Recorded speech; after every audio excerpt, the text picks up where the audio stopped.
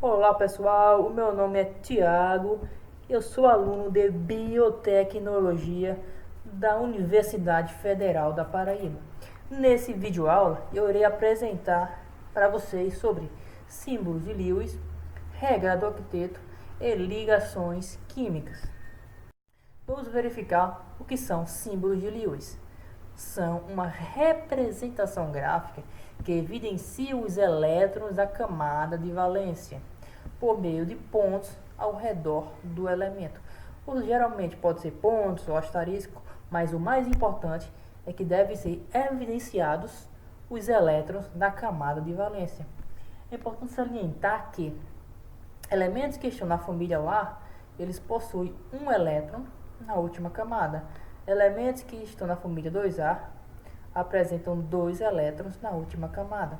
Elementos que estão na família 3A apresentam 3 elétrons na última camada. Elementos da família 5A apresentam 5 elétrons na última camada. Elementos da família 16 ou 6A apresentam 6 elétrons na última camada. Por exemplo, o oxigênio, pelo fato de ele estar na família 6A, eles apresentam 6 elétrons na camada de valência. Já o flúor, pelo fato de estar na família 7A, eles apresentam 7 elétrons na última camada. E agora, os queridinhos dos vestibulandos, os gases nobres, que já estão com a estabilidade eletrônica por possuírem 8 elétrons na camada de valência, com exceção, é lógico, do hélio, que possui apenas 2. Vamos continuar. Regra do octeto. O que é a regra do octeto? Vamos verificar aqui. Um átomo adquire estabilidade quando possui 8 elétrons na camada de valência, ou seja, atinge a configuração eletrônica de um gás nobre.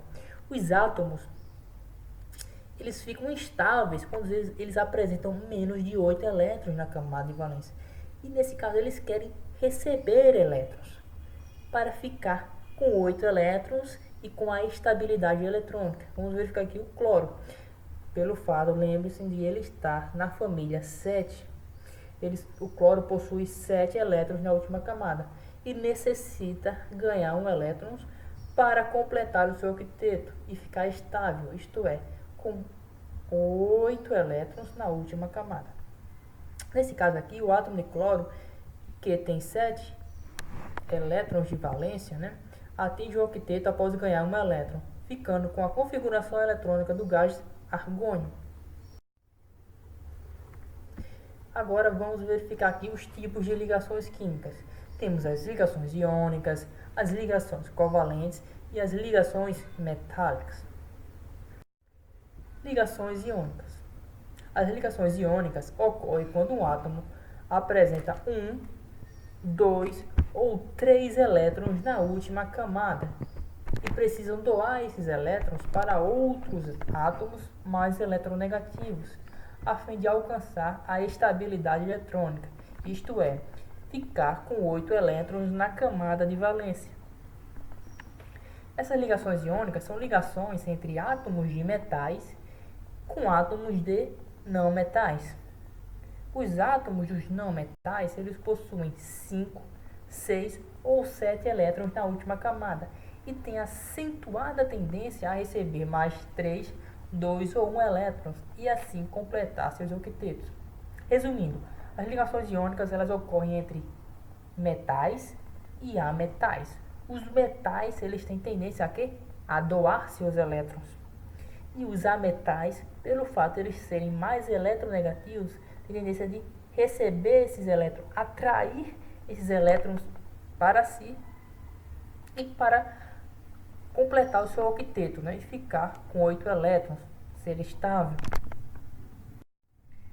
A gente pode verificar aqui quem está na família 1A tem um elétron na última camada, tem tendência a doar esses elétrons e ficar com carga positiva e se transformam em cátions. Família 2A doa esses 2 elétrons, se transformam em cátions, ficando com carga 2+.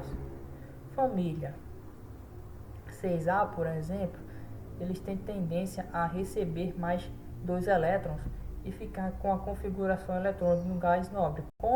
Quando eles recebem esses 2 elétrons, eles ficam com carga 2-, como vocês podem verificar aqui.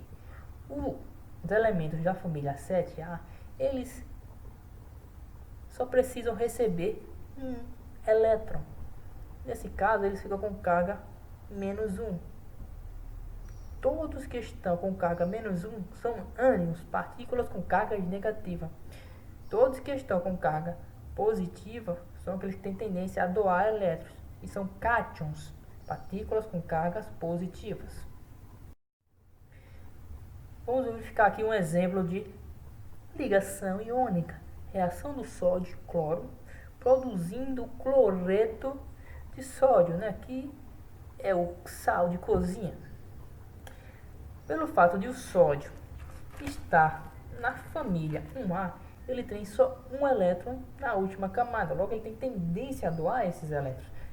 E o cloro está na família 7A, logo ele tem 7 elétrons, 1, 2, 3, 4, 5, 6, 7 elétrons na camada de valência. Quando esse elétronzinho aqui do sódio doou para o cloro agora ficou com 8 elétrons na última camada, ficou com a camada preenchida e o sódio perdeu essa última camada. Por que perdeu? Porque ele doou esse elétron, essa camada não existe mais. Agora, o que ficou agora foi a camada anterior, que está com 8 elétrons. 1, 2, 3, 4, 5, 6, 7, 8. Todos estão com 8 elétrons, todos estão estáveis. É bom salientar quem perdeu foi o sódio, perdeu um elétron, fica com carga mais 1. O cloro, pelo fato dele receber um elétron, ficou com carga -1. Ligações covalentes. As ligações covalentes, elas envolvem o quê? O compartilhamento eletrônico.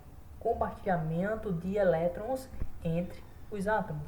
Elas ocorrem entre átomos de metais mais ametais. Ametais mais ametais ou ametais mais hidrogênio.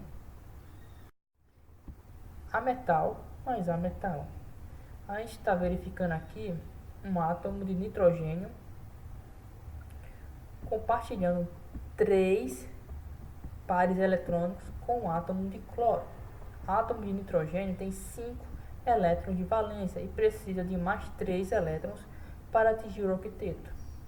O átomo de cloro tem 7 elétrons de valência e precisa de mais 1 para atingir o octeto.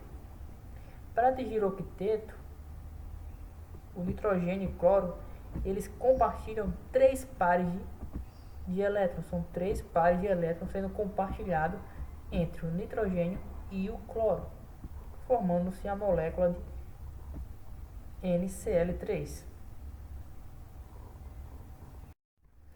Ametal mais hidrogênio.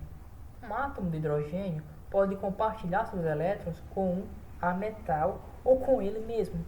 Vamos verificar aqui. Quando os átomos de hidrogênio e oxigênio compartilham 2 pares de elétrons, produzem a molécula de água. Estamos verificando aqui que o oxigênio ele está compartilhando 2 pares de eletrônicos com o hidrogênio para ficar com a camada de valência preenchida. Nesse caso também, o hidrogênio pode compartilhar consigo mesmo o par eletrônico para que possa ficar com 2 elétrons na camada de valência. As ligações metálicas, elas ocorrem quando átomos de metais se combinam.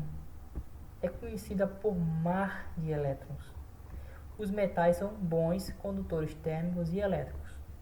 O que ocorre, na verdade, nas ligações metálicas?